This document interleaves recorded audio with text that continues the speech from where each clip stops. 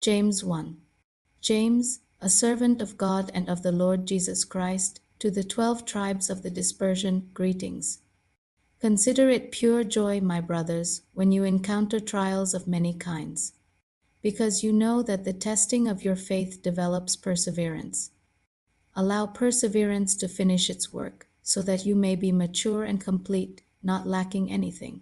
Now, if any of you lacks wisdom, he should ask God, who gives generously to all without finding fault, and it will be given to him. But he must ask in faith, without doubting, because he who doubts is like a wave of the sea, blown and tossed by the wind. That man should not expect to receive anything from the Lord. He is a double-minded man, unstable in all his ways. The brother in humble circumstances should exult in his high position, but the one who is rich should exult in his low position, because he will pass away like a flower of the field. For the sun rises with scorching heat and withers the plant. Its flower falls and its beauty is lost. So too the rich man will fade away in the midst of his pursuits.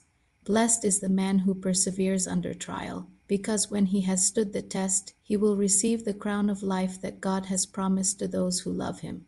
When tempted, no one should say, God is tempting me, for God cannot be tempted by evil, nor does he tempt anyone. But each one is tempted when by his own evil desires he is lured away and enticed. Then after desire has conceived, it gives birth to sin. And sin, when it is full grown, gives birth to death. Do not be deceived, my beloved brothers. Every good and perfect gift is from above, coming down from the Father of the heavenly lights, with whom there is no change or shifting shadow.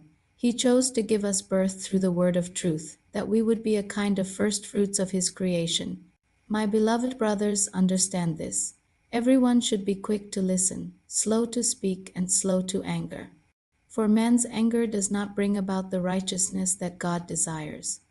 Therefore, get rid of all moral filth and every expression of evil, and humbly accept the word planted in you, which can save your souls. Be doers of the word and not hearers only, otherwise you are deceiving yourselves. For anyone who hears the word but does not carry it out is like a man who looks at his face in a mirror, and after observing himself goes away and immediately forgets what he looks like. But the one who looks intently into the perfect law of freedom, and continues to do so, not being a forgetful hearer, but an effective doer, he will be blessed in what he does. If anyone considers himself religious and yet does not bridle his tongue, he deceives his heart and his religion is worthless. Pure and undefiled religion before our God and Father is this: to care for orphans and widows in their distress, and to keep oneself from being polluted by the world.